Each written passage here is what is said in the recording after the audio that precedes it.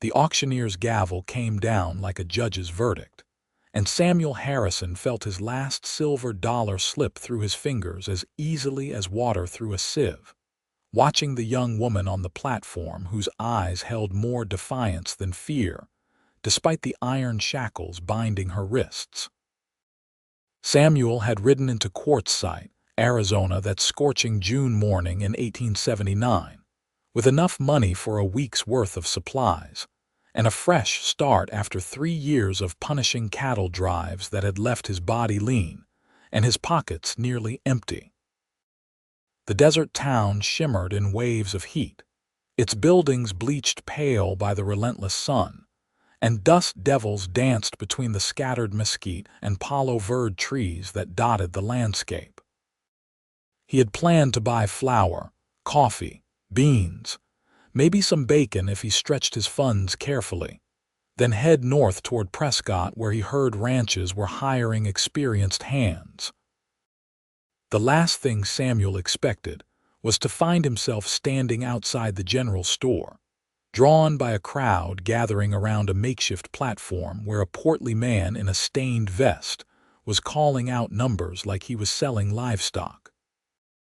The woman on the platform could not have been more than 22 or 23 years old. Her dark auburn hair matted and tangled around a face that would have been pretty if not for the purple bruise shadowing her left cheekbone and the thin line of dried blood at the corner of her mouth. Her dress, once perhaps a decent calico print, hung in tatters that barely preserved her modesty, and her bare feet were caked with dirt and blood from walking on the rocky desert ground. But it was her eyes that caught Samuel and held him frozen in place, green as new spring grass in a land that knew little rain, blazing with an anger so fierce it seemed to scorch the very air around her. "Sold to pay debts owed to Mr. Gerald Winters," the auctioneer announced, his jowls quivering as he spoke. "Legal and proper, all documents filed with the territorial judge. This here is Violet Pritchard, age 22, healthy and able-bodied, can cook and clean and sew. Starting bid is $20. Samuel's stomach twisted. He had heard of such things, debt bondage they called it, where desperate people signed contracts that essentially made them property until they could work off what they owed. The practice skirted the edges of the law, existing in that gray area where territorial justice was more suggestion than rule. And men like Gerald Winters, the richest merchant in Quartzsite, could do as they pleased. Samuel had seen Winters around town, a man with soft hands and hard eyes who owned the largest general store, a saloon, and half the mining claims in the surrounding hills. $20, called out a grizzled miner with tobacco-stained teeth. Could use someone to cook at my claim. 25, countered a ranch hand Samuel recognized from the cattle drives, a man known for his rough treatment of horses and rougher treatment of women. Samuel felt his jaw clench. He should walk away. He had $73 to his name, saved penny by painful penny over 3 years of 18-hour days and sleeping on hard ground. That money was supposed to be his future, maybe enough to lease some land, start a small herd of his own. He was 28 years old and had nothing to show for a lifetime of hard work except calluses on his hands and the clothes on his back. Walking away was the smart choice, the only choice that made any sense. $30, someone else called out. Violet's eyes swept across the crowd, and for just a moment they locked with Samuel's. He saw no plea for help in that gaze, no desperate hope that someone might save her. Instead, he saw calculation, saw her taking the measure of each man who bid on her like she was memorizing faces for some future reckoning. When her eyes met his, something shifted in her expression, a flicker of recognition perhaps, though they had never met. Samuel realized with a start that she was seeing the same thing in him that he saw in her, someone who refused to be broken no matter how hard the world tried. $40, the ranch hand called out with a laugh. "She is a pretty little thing under all that dirt." The crowd laughed, rough male voices that made Samuel's hands curl into fists. He thought of his mother, dead these 15 years, who had raised him alone after his father was killed in a mining accident. She had scrubbed floors and taken in washing to keep food on their table, had worked herself into an early grave so Samuel could have a chance at something better. She would have been horrified to see a woman sold like chattel in a public square, would have expected her son to do something about it even if it cost him everything. $73, Samuel heard himself say, his voice cutting through the laughter like a knife through butter. The crowd fell silent. The auctioneer blinked in surprise, then smiled broadly. "Well, now we have ourselves a serious bidder.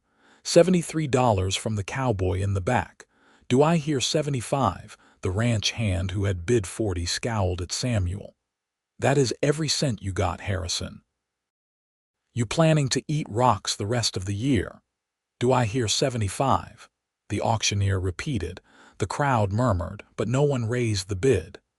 $73 was more than most men in quartzite made in 3 months. The ranch hand shook his head and spat in the dust. The miner who had started the bidding cursed under his breath and walked away. Samuel stood perfectly still, his heart hammering against his ribs like it was trying to escape his chest. "Sold," the gavel came down. "To Mr. Harrison for $73. Sir, you can collect your property from Mr. Winters once payment is rendered." Samuel's legs felt like lead as he pushed through the crowd toward the platform. Violet watched him approach with those fierce green eyes, her expression unreadable. Up close, he could see she was shaking, though whether from fear, anger, or exhaustion he could not tell. The bruise on her face was darker than he had thought, purple-black and swollen, and there were rope burns on her wrists where the shackles had rubbed raw. Gerald Winters stepped forward, a man in his 50s with silver hair and a prosperous belly straining against his brocade vest. "Mr. Harrison, is it? I will need payment in full before I release the property." Samuel reached into his pocket and pulled out the small leather pouch that held everything he owned in the world. His hands did not shake as he counted out the coins and bills, placing them one by one into Winters's outstretched palm. $50 in silver coins that clinked heavily. $23 in worn bills that had passed through countless hands before his.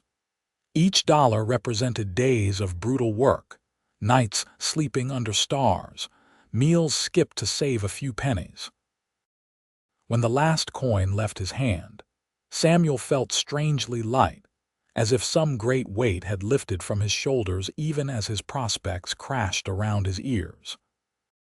He was broke, completely and utterly broke, in a town where he knew almost no one, with no job and no prospects, and now responsible for another human being.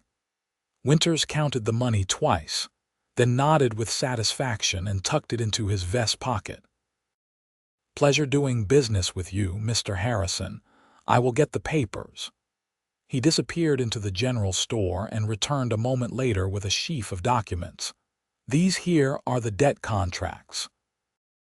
She signed them of her own free will, borrowing money for her father's medical care. May he rest in peace. The debt totaled $87 with interest. She worked off $14 before attempting to flee her obligations.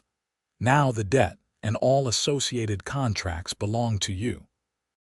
She is bound to work for you until the debt is satisfied, or until you choose to release her, or until she saves enough to buy back her freedom.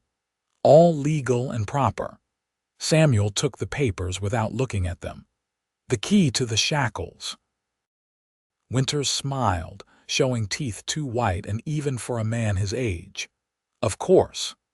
He produced a small iron key and handed it over. "A word of advice, Mr. Harrison. She is a runner. You might want to keep those on her until you get her somewhere secure. I have had to chase her down twice already, and my patience was wearing thin. Samuel climbed the 3 steps to the platform. Violet stood rigid as a fence post, her chin raised, watching him with those burning eyes. He could smell the fear on her now, acrid and sharp beneath the odors of sweat and dirt and blood. She thought she knew what came next. She thought she understood exactly what kind of man would spend his last dollar on a woman in chains.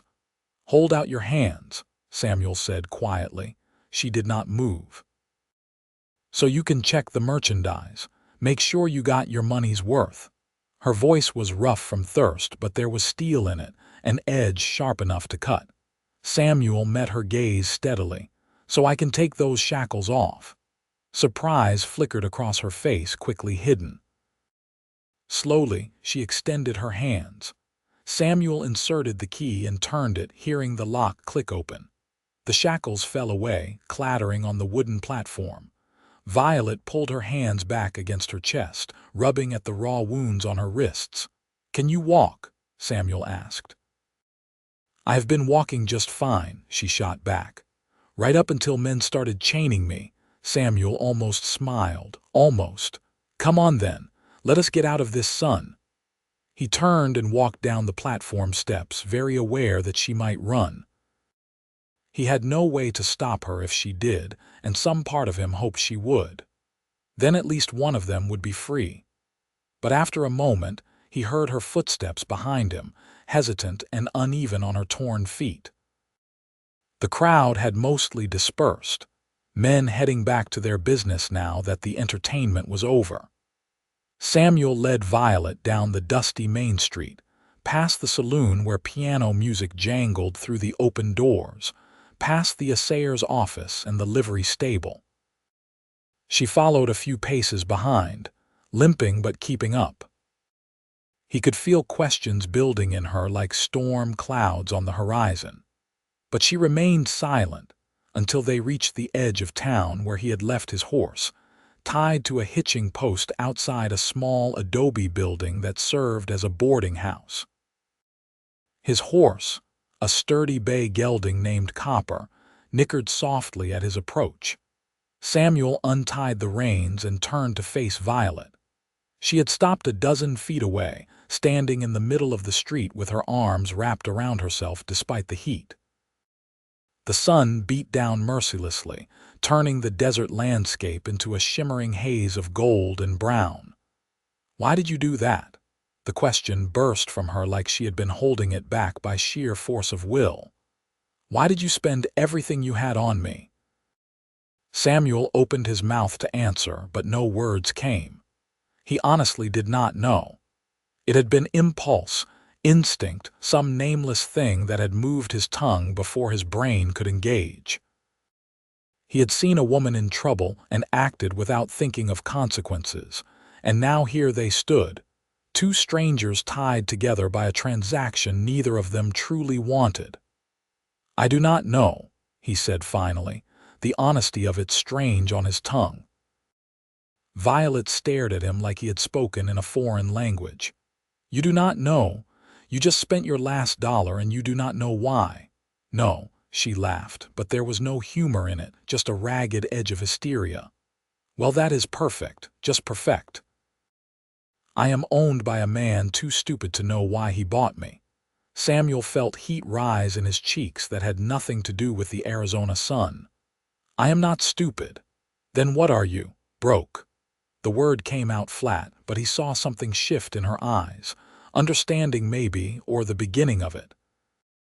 "I was broke before, but I had $73 and a plan. Now I have you and these papers." He pulled the contract from his pocket, "and not a damned clue what to do about any of it."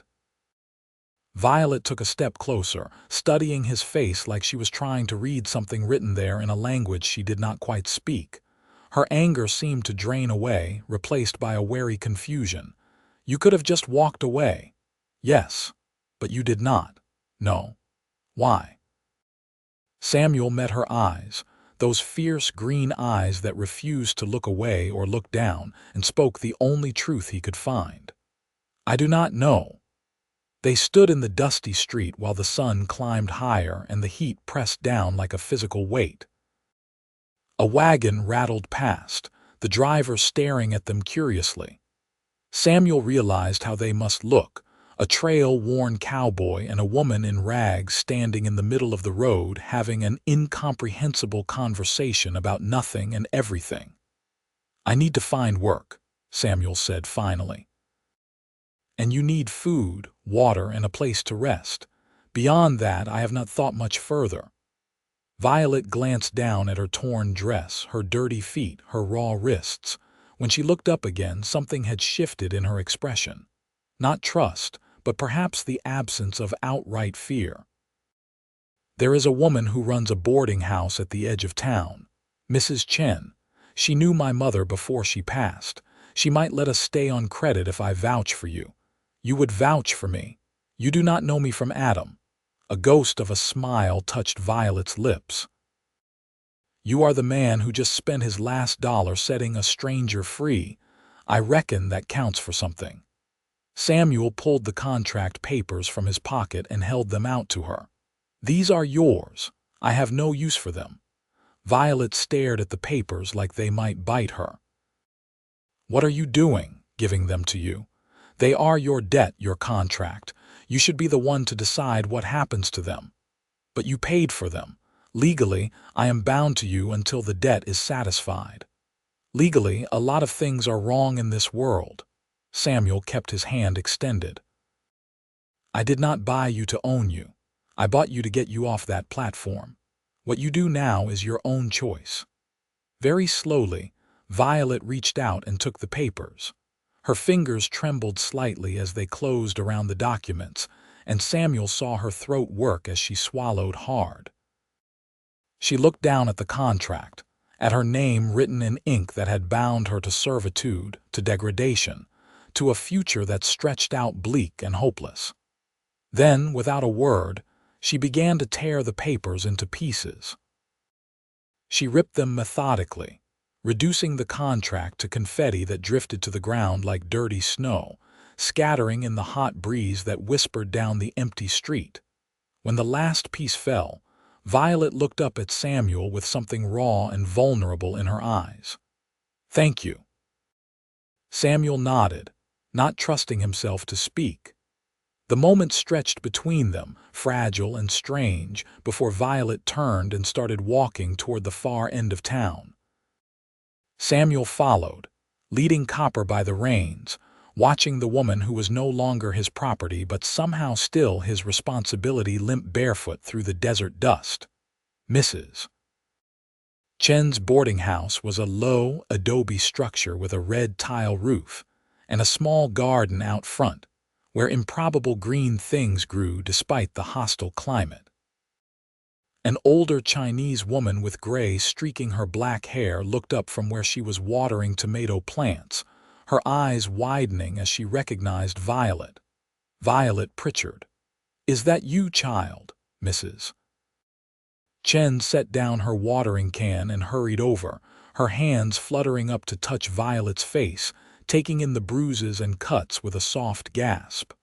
"What has happened to you?" "It is a long story, Mrs. Chen." Violet's voice cracked. "My father died 3 months ago. I borrowed money from Gerald Winters for the doctor, for the medicine. He died anyway, and when I could not pay back the loan fast enough, Winters said I had to work it off. But the way he wanted me to work it off, I could not. So I ran. He caught me. And this morning I was auctioned off in the town square like a piece of furniture." Mrs. Chen's face darkened with fury. "That snake, that miserable snake, where is he? I will give him a piece of my mind." "It is done now," Violet said quietly. "This man, Mr. Harrison, he bought my contract and then tore it up. Set me free. But we are both penniless and in need of help." Mrs. Chen turned her sharp gaze on Samuel, looking him up and down with the assessing eye of someone who had seen every type of man the West produced. Whatever she saw must have satisfied her because she nodded once decisively. "You will stay here, both of you. I have 2 rooms empty. You will work for your keep until you can pay me proper rent." "Agreed." Samuel felt relief wash through him like cool water. "Agreed. Thank you, madam." "Do not thank me yet. I work my boarders hard." But her eyes were kind as she ushered them inside, into the blessed shade of thick adobe walls that kept out the worst of the heat. The boarding house interior was simple but scrupulously clean, with whitewashed walls and colorful woven rugs on the packed earth floor. "Violet, you come with me. We will get you bathed and fed and into proper clothes. Mr. Harrison, you can stable your horse out back. There is a pump in the yard where you can wash up. Supper is at 6 o'clock. Do not be late." She swept Violet away down a narrow hallway before either of them could respond. Samuel stood alone in the main room, listening to the murmur of women's voices fading into the interior of the house. He felt disoriented, like his life had tilted sideways in the space of a few hours, and he had not yet found his balance. This morning he had been a cowboy with a little money and a plan. Now he was a penniless stranger in a hostile town, connected by invisible threads to a woman whose name he barely knew. Samuel took Copper around to the back of the boarding house and found a small stable with 3 empty stalls and a covered area where hay and feed were stored. He unsaddled the gelding, rubbed him down properly, and made sure he had fresh water and a portion of oats before heading to the pump. The water ran cold and clear, shocking against his sun-heated skin. He scrubbed away days of trail dust, wishing he could wash away his confusion as easily. What had he done? More importantly, what was he going to do now? He had no money, no job, and despite having torn up the contracts, he felt responsible for Violet's well-being in a way that went beyond any legal obligation. She was alone in the world, her father dead, her reputation likely in tatters after being paraded through town in chains. Samuel knew how small western towns operated. Violet would be branded now, marked as a woman who had been owned, who had been for sale. Decent families would not want their sons courting her. Respectable businesses would not want to hire her. She would be vulnerable to every man who thought buying her contract gave him rights to her body. The thought made Samuel's hands clench into fists. He forced himself to breathe slowly, to uncoil the tension in his shoulders. Getting angry would not help anything. What they needed was a plan, practical steps to rebuild their lives from this unexpected starting point. He spent the afternoon doing odd jobs around Mrs. Chen's property, fixing a broken section of fence, reinforcing the stable door that had been hanging crooked, clearing debris from the rain gutters. Physical labor helped quiet his racing thoughts. By the time the sun began its slow descent toward the jagged horizon, painting the sky in shades of orange and pink, Samuel felt marginally more settled. He washed up again at the pump and went inside at 6 o'clock as instructed. The dining room held a long wooden table set for 8, though only 5 places were occupied. Mrs. Chen presided at the head of the table, with Violet sitting to her right. Samuel barely recognized her. The grime and blood had been washed away, revealing skin pale as cream except where the bruises showed dark purple. Her auburn hair, clean and brushed, fell in waves past her shoulders, catching the lamplight.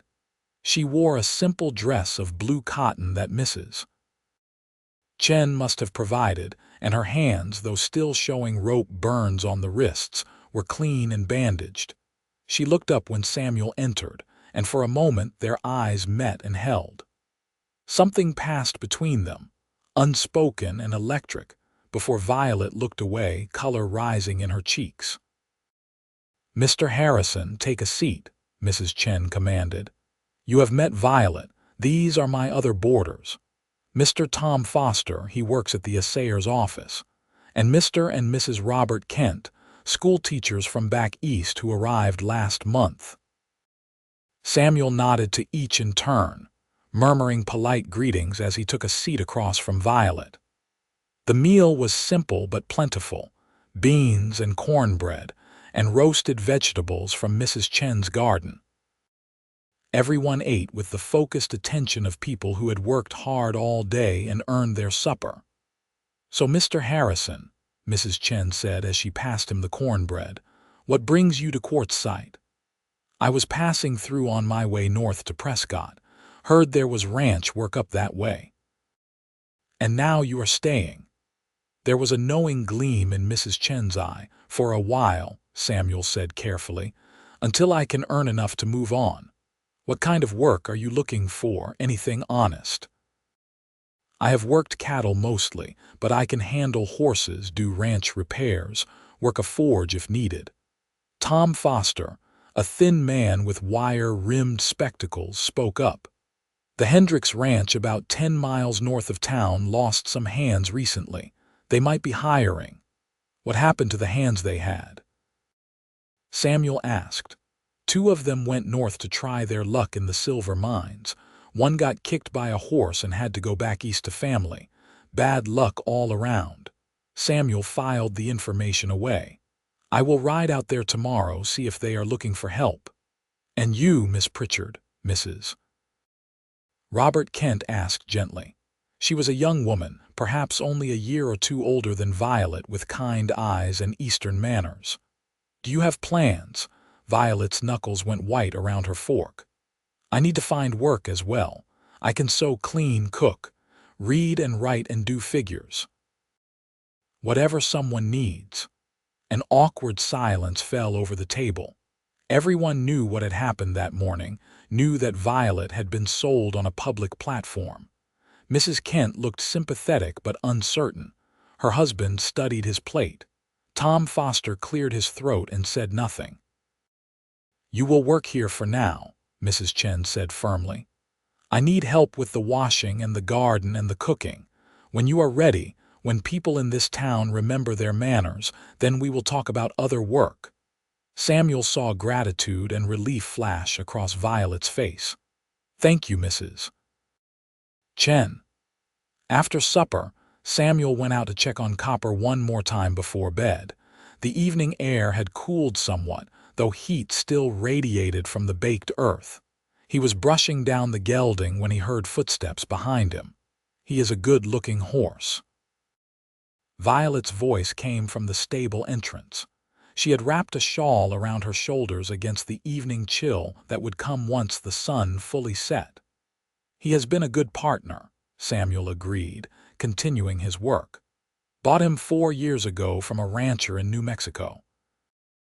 He is steady, does not spook easy." Violet came closer, reaching out to stroke Copper's neck. The horse nickered softly, accepting the attention. "I wanted to thank you again for what you did today. I know I already said it, but I do not think you understand what it meant." Samuel paused in his brushing. "You do not need to thank me. I do, though. You gave up everything, your money, your plans, your future, for a stranger. Most men would not do that." "Most men are not worth much," Samuel said quietly. Violet studied him in the fading light, her green eyes searching his face. "Why did you really do it, Samuel? And please do not say you do not know." Samuel set down the brush and turned to face her fully. He owed her honesty, even if the truth made him uncomfortable. "When I looked at you up on that platform, I saw someone who refused to break. The world had beaten you down, put you in chains, put you up for sale like you were nothing. And you were still fighting, still angry, still yourself. I could not walk away from that. My mother, she worked herself to death trying to give me a better life. I think she would have wanted me to help if I could, so I did." Violet's eyes glistened in the lamplight spilling from the house. "Your mother raised a good man," she tried. "I do not always live up to her hopes." "You did today." Violet reached out and touched his hand, just a brief pressure of her fingers against his, but Samuel felt it like a spark. "I will pay you back somehow, the $73. It might take time, but I will do it." "That money is gone, Violet. Forget about it." I cannot forget about it. I will not be in debt to anyone ever again, not even someone as decent as you." There was steel in her voice, a determination that Samuel recognized. He nodded slowly. "All right, but there is no hurry. We both need to get back on our feet first." "Agreed." She pulled her hand back, wrapping the shawl tighter around herself. "Mrs. Chen said you would be riding out to the Hendricks Ranch tomorrow, at first light. It is the best lead I have for work. Be careful. I have heard things about Charles Hendricks. He is fair enough as an employer, but he is friends with Gerald Winters. They have business dealings together." Samuel felt his jaw tighten. Winters might make trouble. He does not like losing what he considers his property, and he has influence in this town. Just watch yourself. "I will." "Thank you for the warning." Violet nodded and turned to go, then paused at the stable entrance. "Samuel, I am glad it was you. On that platform, when I saw all those men looking at me like I was something they could use and throw away, and then I saw you, I knew somehow that you were different. I am glad I was right." She left before Samuel could formulate a response, her footsteps fading into the gathering dark. He stood alone in the stable with Copper, his heart doing strange things in his chest. He barely knew Violet Pritchard, had met her only hours ago under the worst possible circumstances. Yet something had been forged between them on that auction platform, some connection that went beyond gratitude or obligation. Samuel shook his head at his own foolishness. The last thing either of them needed was complications of the heart. They were both broke, both starting from nothing, both trying to survive in a harsh land that gave no quarter to the weak or unlucky. Romance was a luxury they could not afford.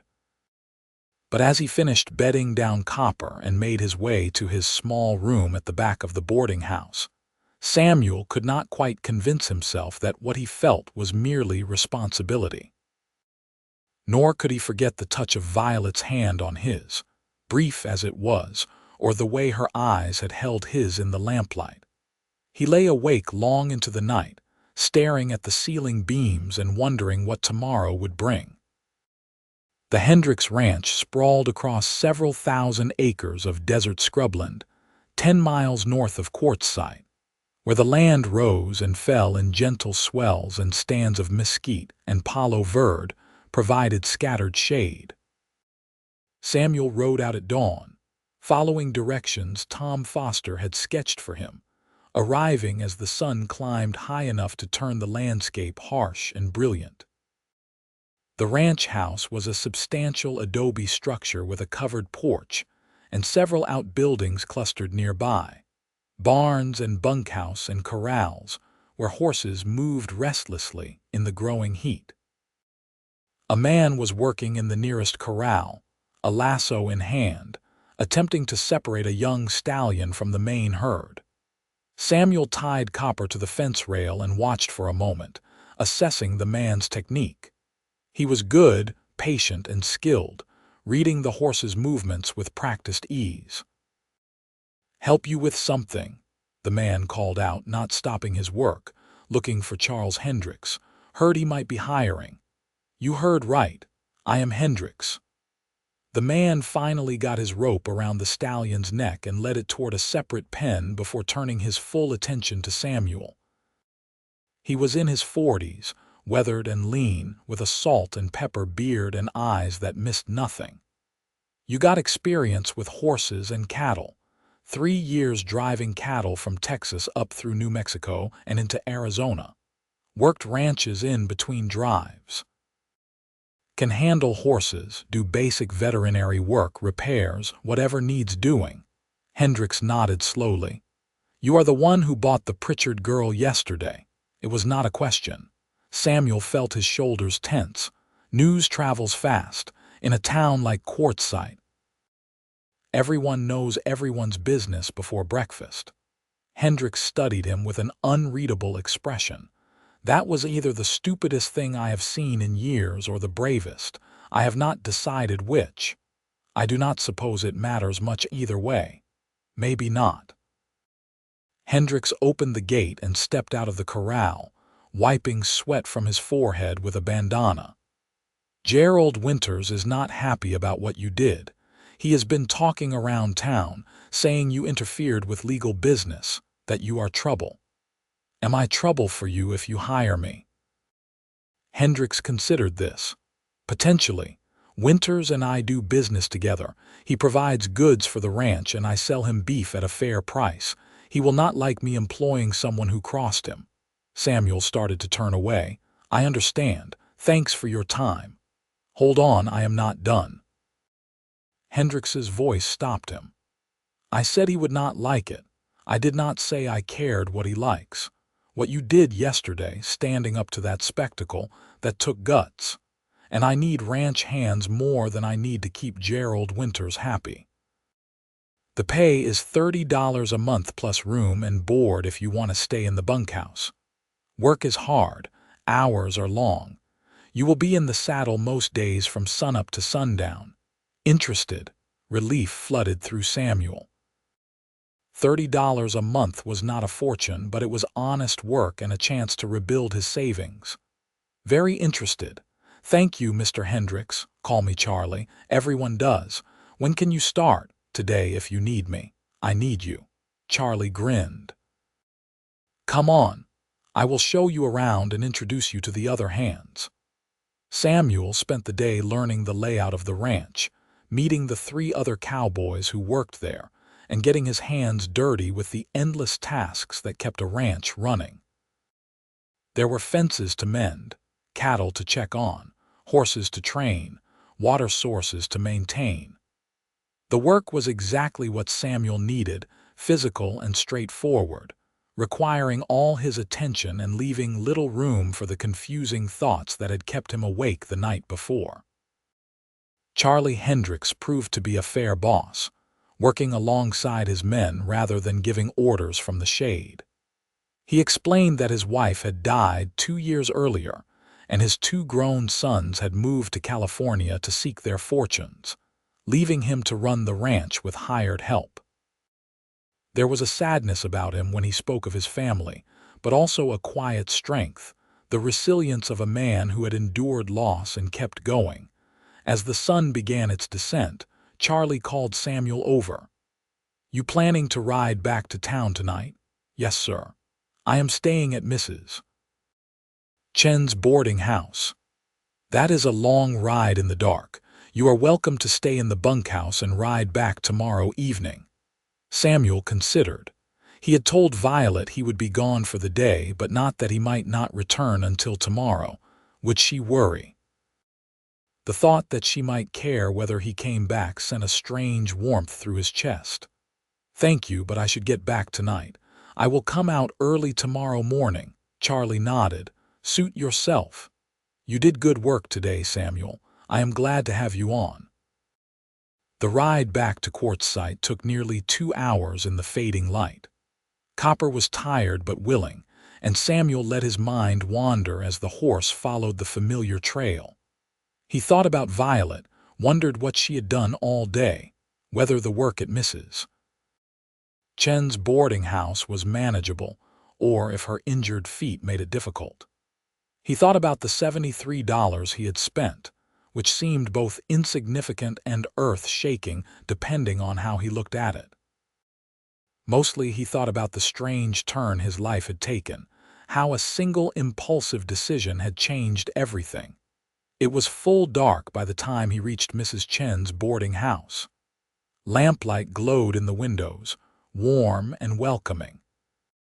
Samuel took care of Copper first, making sure the gelding was fed and watered and comfortable before heading inside. He found Violet in the kitchen, washing dishes from the evening meal. She looked up when he entered, and the relief on her face was unmistakable. "You are back." "I was starting to worry. Sorry. The ranch is farther out than I thought. Did you get the job?" "I did. $30 a month. I start tomorrow morning." Violet's face lit up with genuine pleasure. "Samuel, that is wonderful. I am so happy for you. How was your day?" "Exhausting but good. I helped Mrs. Chen with the washing, weeded the garden, prepared vegetables for supper. My feet are killing me, but she gave me salve and proper bandages. In a few days, I should be able to walk without limping. Samuel pulled out a chair and sat down, suddenly aware of how tired he was. Violet dried her hands and sat across from him, and for a moment, they just looked at each other. Samuel thought she had never looked prettier than she did right then, her hair tied back with a ribbon, her face flushed from kitchen heat, her eyes bright with something he could not quite name. "I was worried about you today," Violet admitted. "After what I said last night about Winters, I kept thinking maybe someone would make trouble for you at the ranch. Charlie Hendricks is his own man. He does not let Winters dictate who he hires." "Good." Violet reached across the table and took his hand, a gesture that seemed natural despite its intimacy. "I am glad you are safe. I know we just met, but I think I would have felt terrible if something had happened to you because of me." Samuel turned his hand over so their palms pressed together. Her skin was warm, work roughened in a way that matched his own. "Nothing happened, and even if it had, it would not have been because of you. It would have been because some men in this world do not know how to act decent." They sat like that for a long moment, hands joined across the kitchen table, neither quite willing to break the contact. Finally, Mrs. Chen's voice called from somewhere deeper in the house, and Violet reluctantly pulled away. "I should finish cleaning up.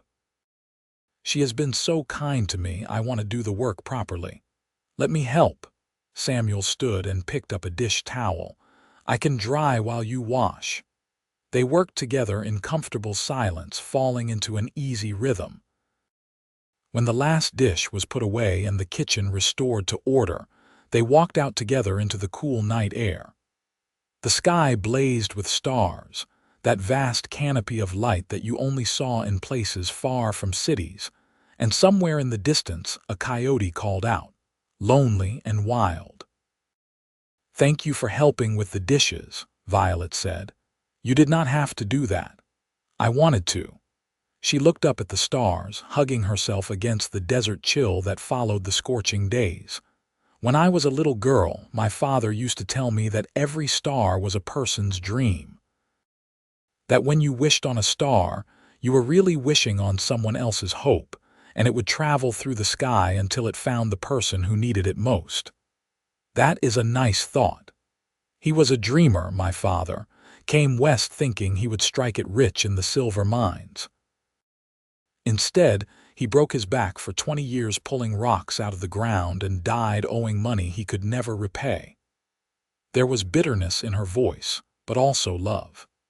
"I was so angry at him for leaving me with that debt, for dying and leaving me alone, but I still miss him terribly." Samuel did not know what to say, so he did what felt natural. He stepped closer and put his arm around Violet's shoulders.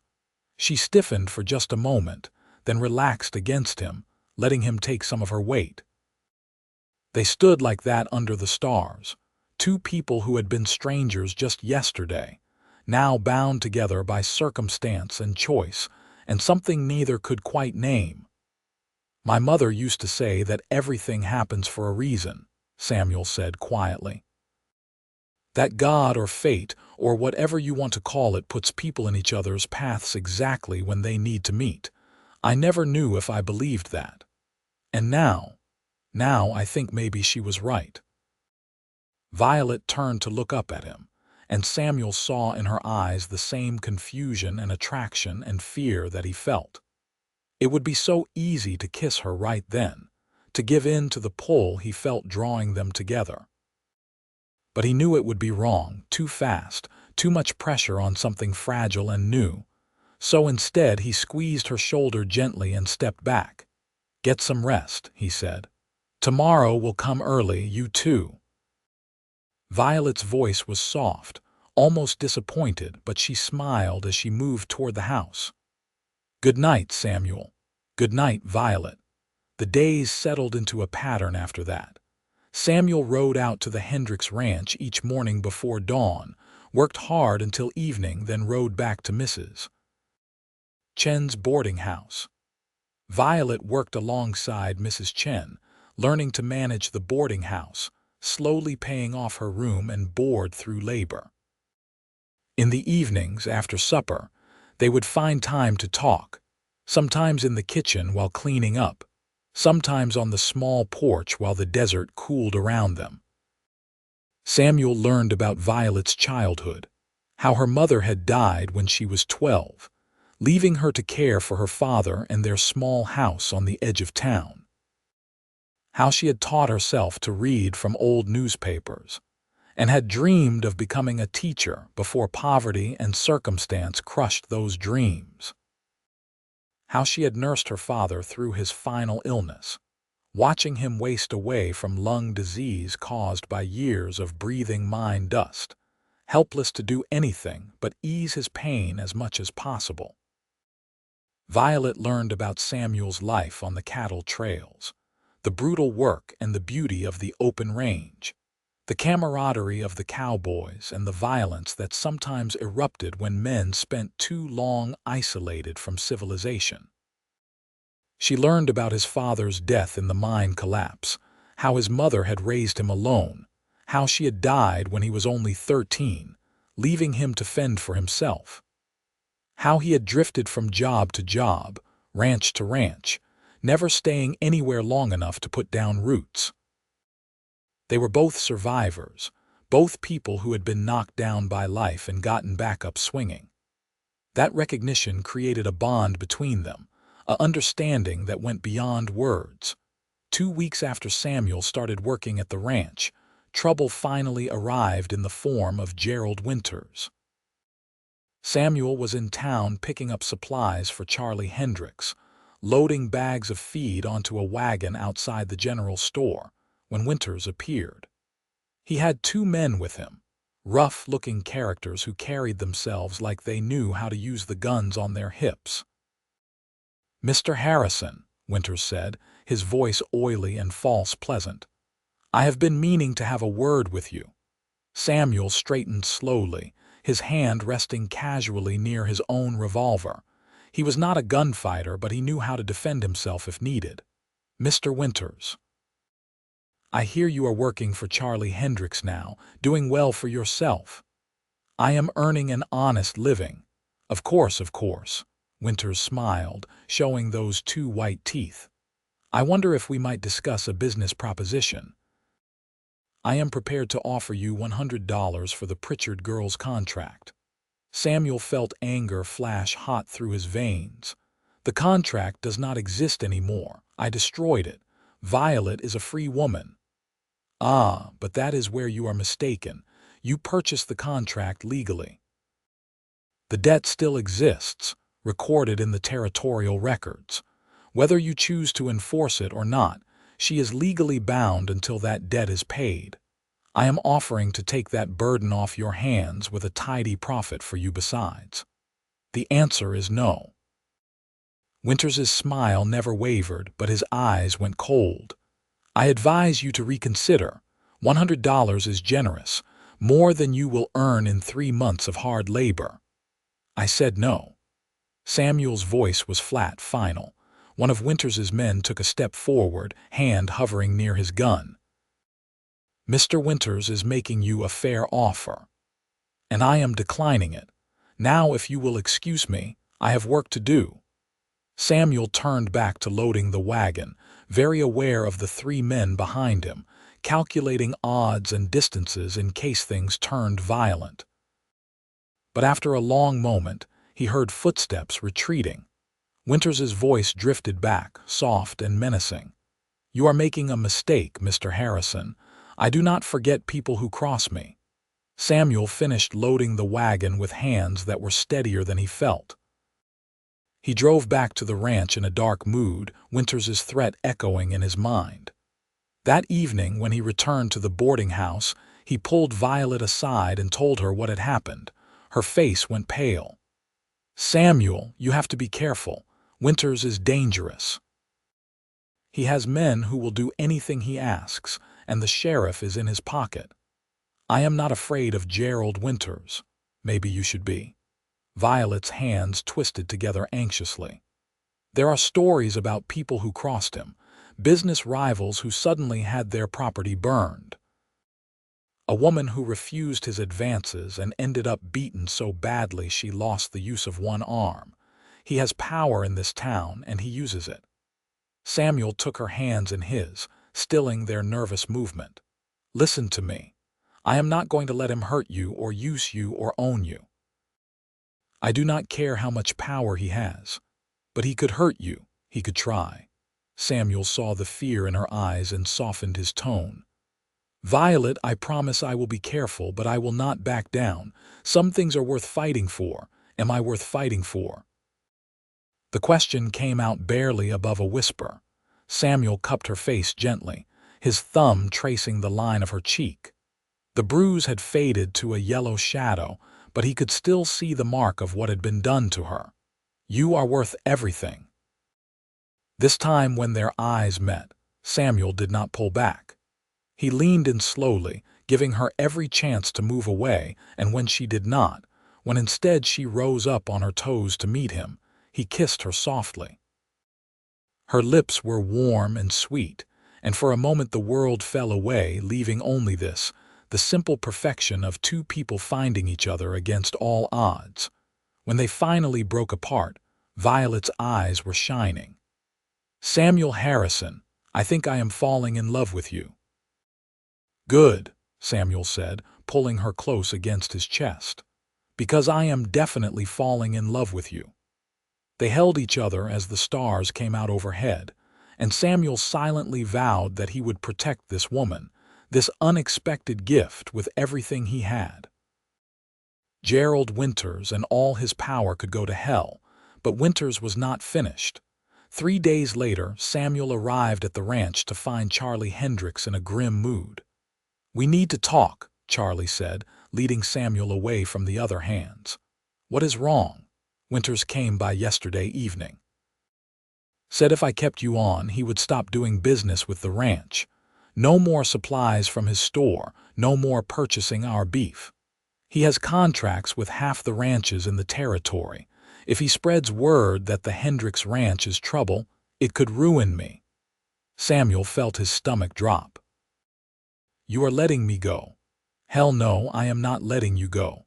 Charlie's eyes flashed with anger. I told Winters where he could stick his threats, but I wanted you to know what is happening. Things might get difficult. Other ranchers might pressure me to fire you. We might have trouble getting supplies. I am prepared for that fight, but I need to know you are too. Relief and gratitude washed through Samuel. I am with you, Charlie, whatever comes. Good man. Charlie clapped him on the shoulder. Now let us get to work. These cattle are not going to tend themselves. But the pressure continued to build. Over the next week, suppliers began refusing to deliver to the ranch. The blacksmith in town suddenly had no time to repair tools and equipment. Rumors spread that the Hendricks Ranch was going under, that Charlie could not pay his debts. None of it was true, but in a small town like Quartzsite, rumors had power. Samuel felt the weight of it, knew that he was the cause of Charlie's troubles. He considered leaving, riding on to Prescott, or somewhere else where his presence would not bring consequences for good people. But every time he thought about going, he thought about Violet, about the way she smiled when he walked through the door in the evenings, the way her hand fit perfectly in his, the way she had started to heal and grow stronger over the past few weeks. He could not leave her, would not leave her. Which meant he had to find another way to solve the problem. The solution came from an unexpected source. Samuel was in town buying personal supplies, one of the few stores that still did business with him, when Tom Foster approached him. Samuel, you got a minute? Sure, Tom. What is on your mind? Tom glanced around nervously, then lowered his voice. I work at the assayer's office, you know. I see all the mining claims that come through, all the records of who owns what. Last week, I saw something interesting. Gerald Winters has been filing claims on land that does not belong to him. He has been forging signatures, using the names of miners who died or moved on, grabbing up their claims before anyone notices. Samuel felt a cold certainty settle over him. That is fraud. It is more than fraud. It is theft. Some of those claims are worth thousands of dollars in silver. If the territorial marshal knew about it, Winters would be facing serious prison time. Why are you telling me this? Tom met his eyes steadily. Because I liked Violet's father. He was a good man who deserved better than to be exploited by Winters. And because what Winters did to Violet, selling her like property, that is not right. Someone needs to stop him, and I figure you are motivated enough to do it. Can you prove the fraud? I can document it. The records are all in the assayer's office, but I cannot be the one to bring it forward. Winters would ruin me, get me fired, maybe worse. It needs to be someone who is already on his bad side. Someone like me. Exactly. Tom pulled a folded paper from his pocket. I made copies of some of the most damning records. Take these to the territorial marshal in Prescott. He is an honest man, not in Winters's pocket. He will investigate, and when he does, Winters will fall hard. Samuel took the papers, feeling their weight in his hand. Thank you, Tom. This took courage. Just see that justice gets done. That is all I ask. That evening, Samuel told Violet and Mrs. Chen what he had learned. Violet's eyes went wide with shock and then blazed with fierce satisfaction. You are going to Prescott? I have to. It is the only way to stop Winters for good, to make sure he cannot hurt you or Charlie or anyone else. I am coming with you. Samuel started to protest, but Violet cut him off. Do not even think about telling me to stay behind. This is my fight as much as yours. Winters destroyed my life, sold me like I was nothing. I deserve to be there when he faces justice. Samuel looked at Mrs. Chen, who nodded slowly. The girl is right. Let her go with you. Besides, you will need someone to watch your back. Winters has men everywhere. The next morning, Samuel and Violet set out for Prescott. It was a hard 2-day ride northeast across difficult terrain, but they pushed steadily, stopping only when darkness made travel too dangerous. They camped that first night under a rocky overhang, sharing dried meat and hard biscuits, talking quietly while a small fire crackled between them. I have been thinking, Violet said, staring into the flames. When this is over, when Winters is dealt with, what happens then? You will have your job at the ranch, and I will be working for Mrs. Chen. We will go back to how things were. Is that what you want? No. Violet looked up at him, firelight dancing in her green eyes. I want more than that, Samuel. I want a future. With you. Samuel's heart kicked hard in his chest. He moved around the fire to sit beside her, taking her hand. I want that too.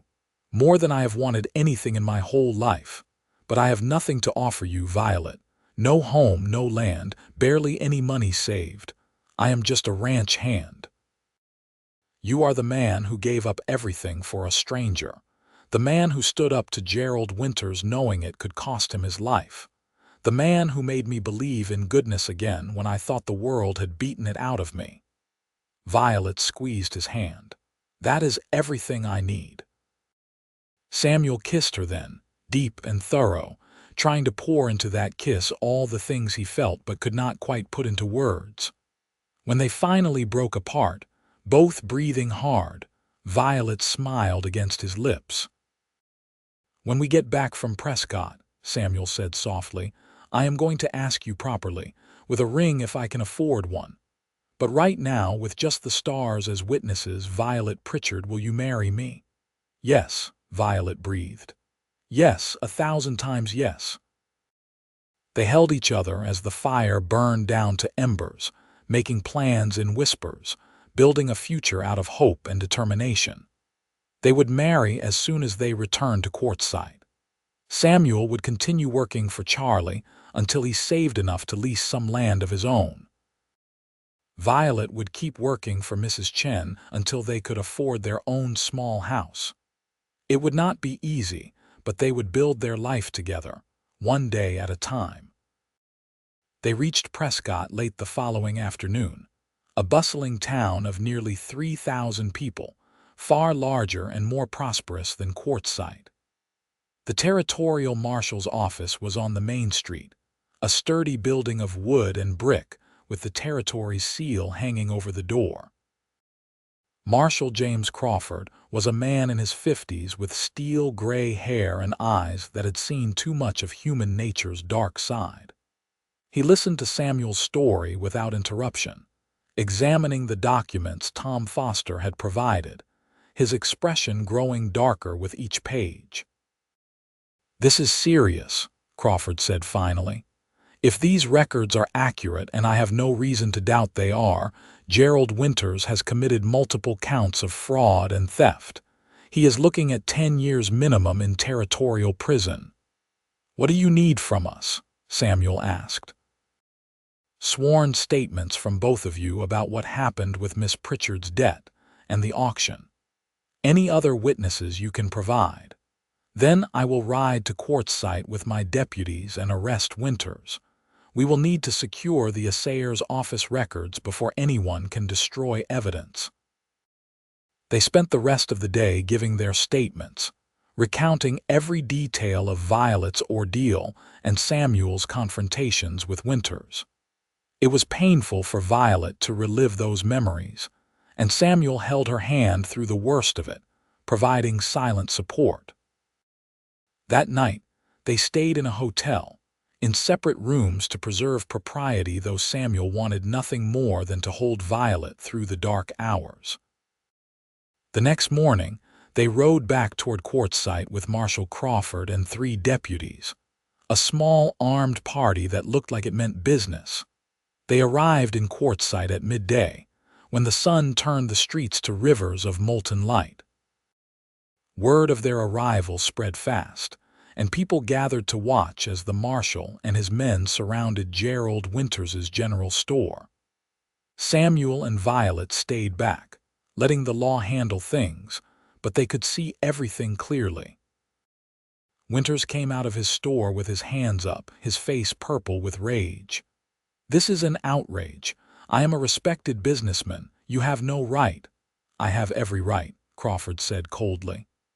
"Gerald Winters, you are under arrest for multiple counts of fraud, theft, and illegal debt bondage.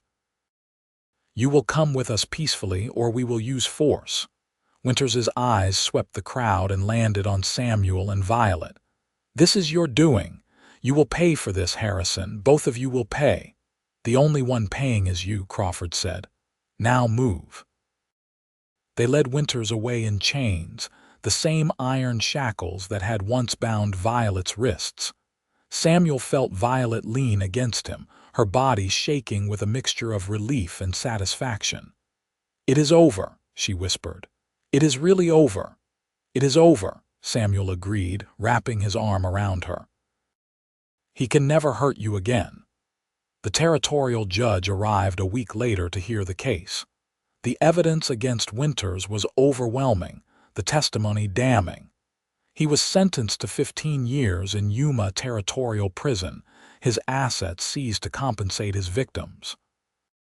Among those assets was the general store, which was sold at auction.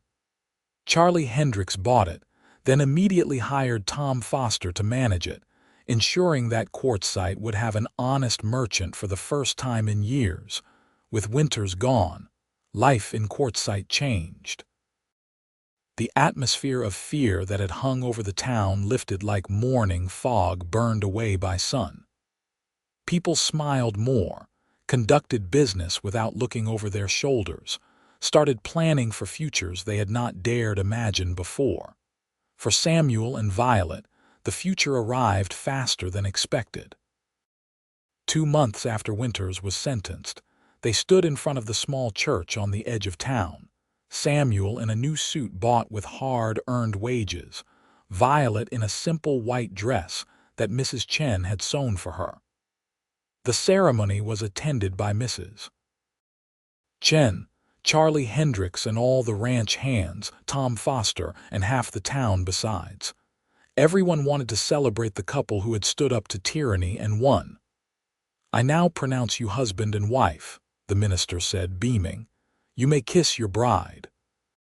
Samuel kissed Violet thoroughly while the small crowd cheered and whistled.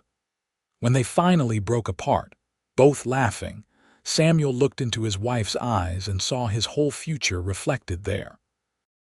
Charlie had given them a wedding present, a small plot of land adjacent to his ranch, enough for Samuel to start building a house and run a modest herd. Mrs. Chen had given them furniture and household goods. Tom Foster had given them credit at the general store. The whole town, it seemed, wanted to help the couple who had become symbols of hope and justice. The first year of marriage was hard work, but joyful. Samuel split his time between working at the Hendricks Ranch and building their house, a simple adobe structure with 3 rooms and a porch that faced west toward the mountains. Violet tended a garden, raised chickens, and continued helping Mrs. Chen part-time, saving every penny they could toward their future. On their first anniversary, Violet told Samuel she was pregnant. He had spun her around in a circle, both of them laughing and crying, overwhelmed with happiness. Their son was born the following spring, a healthy boy with his mother's green eyes and his father's stubborn chin. They named him Robert, after Samuel's father. Life was not always easy. The Arizona desert was an unforgiving land, and there were droughts and difficult years when the cattle struggled and money was tight. But Samuel and Violet faced every challenge together, their love deepening with each passing season. They added onto their house as their family grew. A daughter arrived 2 years after Robert, then another son, then twin girls. The adobe structure expanded room by room until it was a proper ranch house, filled with the noise and chaos and joy of a large family. Charlie Hendricks became like a father to them both, teaching Samuel everything about running a successful ranch. When Charlie passed away peacefully in his sleep at age 72, he left the Hendricks Ranch to Samuel with instructions that it be renamed the Harrison Ranch. Samuel wept at the reading of the will, overcome by the generosity and trust his mentor had shown. Mrs. Chen remained a fixture in their lives, a beloved honorary grandmother who spoiled the children shamelessly and dispensed wisdom in equal measure. Tom Foster married a widow from Prescott and took over the general store permanently, becoming one of Quartzsite's most respected citizens. The years rolled on, marked by seasons of work and harvest, births and weddings, losses and celebrations. Samuel's hair went gray at the temples, then silver, and Violet's auburn became threaded with white, but they moved through life hand in hand, partners in every sense. On their 25th wedding anniversary, they sat together on the porch as the sun set over the mountains, painting the sky in shades of orange and purple and gold. Their children were grown now, some married with children of their own, others still finding their way in the world. The house that Samuel had built with his own hands stood solid and strong, testament to everything they had created together. "You ever think about that day?" Violet asked, her hand warm in his. "The day you spent your last dollar on me," Samuel smiled, the lines around his eyes crinkling. "Sometimes, though it seems like it happened to different people now. We were both so young, so lost. You never did give me a good answer to why you did it. I know. You have won now, after 25 years. Samuel turned to look at his wife, at the woman who had transformed his life in ways he never could have imagined. "I think I finally do," he said slowly. "I spent my last dollar on you because somehow on that platform I recognized you. My heart knew you before my head did. I saw my future standing there in chains, and I could not walk away from it." Violet's eyes filled with tears, but she was smiling. That is the most romantic thing you have ever said to me, Samuel Harrison. Well, I had 25 years to think about it. She laughed and leaned her head against his shoulder. It was worth the wait. They sat in comfortable silence as the stars began to emerge, the same stars that had witnessed their first kiss, their first promises, the beginning of everything they had built together. In the distance, they could hear their grandchildren playing, their laughter carrying on the evening breeze. "I would do it again," Samuel said quietly. "Spend my last dollar on you. Spend everything I had and ever would have. Because you, Violet, you were the best investment I ever made." "We invested in each other," Violet corrected gently. "I paid you back that $73, remember? Took me nearly 3 years of saving, but I did it. And I used it to buy your wedding ring. Which means I essentially bought my own ring. Which means we have always been partners, sharing everything." Violet lifted his hand to her lips and kissed his work-roughened knuckles. "Partners," she agreed, "now and always." As the desert night settled around them, cool and vast and filled with the promise of tomorrow, Samuel Harrison counted his blessings. He had started with nothing, lost everything on a foolish impulse, and somehow ended up with more than he had ever dreamed possible. A thriving ranch. A family that filled his heart to bursting. And beside him, the woman who had been worth that last desperate dollar and every moment since. The years continued their steady march. Samuel and Violet grew old together, their love weathering time like the desert mesas weathered wind and rain, becoming only more beautiful with age. They celebrated 50 years of marriage surrounded by children and grandchildren and great-grandchildren, a sprawling family tree that had sprouted from a single act of courage on a hot day in June so long ago. When Samuel finally passed at the age of 83, peacefully in his sleep with Violet's hand in his, the whole town of Quartzsite mourned. He was remembered as a fair man, a good rancher, a devoted husband and father. But most of all, he was remembered as the cowboy who had spent his last dollar to buy a woman's freedom, who had stood up to injustice when others looked away, who had proven that one person's courage could change everything. Violet lived another 5 years after Samuel's death, cared for by her devoted children, still sharp-minded and strong-spirited even as her body failed. On her deathbed, surrounded by the family they had created together, she told the story one last time. The story of how a desperate cowboy and a woman in chains had found each other against all odds, had built a life from nothing, had loved each other through everything. "He never could explain why he did it," Violet said, her voice weak but clear. "Why he spent his last dollar on me. He tried over the years, but words were never big enough to hold the truth. The truth was simple. We were meant for each other. The universe or God or fate or whatever you believe in put us in each other's paths exactly when we needed to meet." And Samuel, bless him, was brave enough to listen to his heart even when his head said he was being a fool. She died that night, slipping away as gently as falling asleep, and they buried her next to Samuel under the wide Arizona sky. On their shared headstone, their children inscribed the words that had become the family motto, "Worth everything."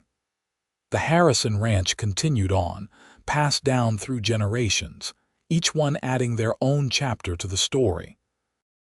But every Harrison child grew up knowing the tale of their great-great-grandparents, the cowboy and the woman in chains who had defied the odds and built something lasting from a single moment of courage.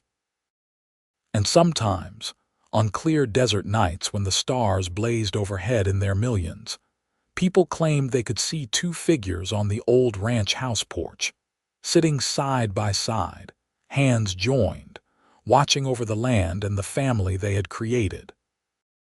Just a trick of moonlight and shadow, the practical folks said. But those with romance in their souls knew better. Samuel and Violet's love had been strong enough to last a lifetime. Why would it not be strong enough to last forever?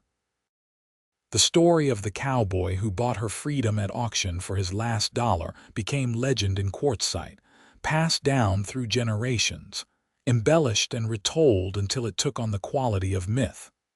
But at its heart remained a simple truth. That love, real love, required courage. The courage to risk everything. The courage to choose kindness over pragmatism. The courage to believe that some things, some people, were worth your last dollar and every dollar after. And in the end, Samuel Harrison had been right. Violet Pritchard had been worth everything. The life they built together, the family they raised, the love that sustained them through hard years and good, all of it had sprouted from that single impulsive decision on a blazing hot day in June 1879. He had bought her freedom. She had given him purpose. Together, they had created something beautiful in a harsh land, proof that even in the wild and unforgiving West, love could not only survive but flourish. Their great-great-grandchildren still worked the Harrison Ranch more than a century later, still told the story, still believed in the power of courage and love, and doing the right thing even when it cost you everything. The old adobe house, expanded and modernized but still recognizable, stood as testament to what two people could build when they refused to give up on each other or themselves.